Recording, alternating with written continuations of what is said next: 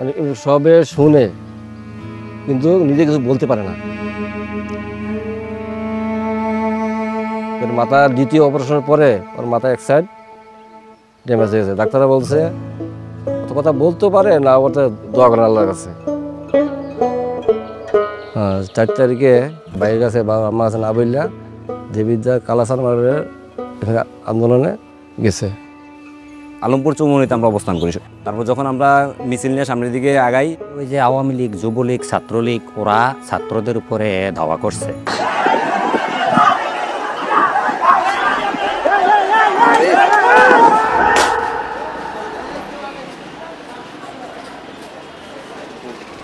এখানে বিড়াইছে।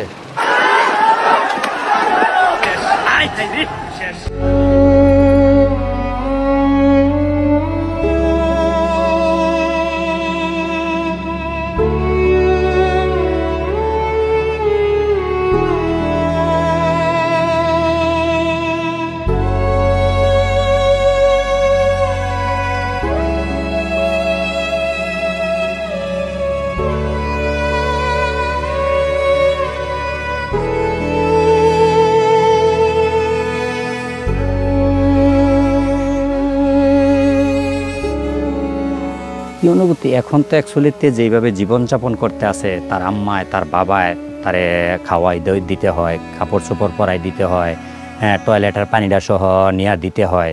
এক ধরনের সে কিন্তু পুরো প্রতিবন্ধী হয়ে গেছে।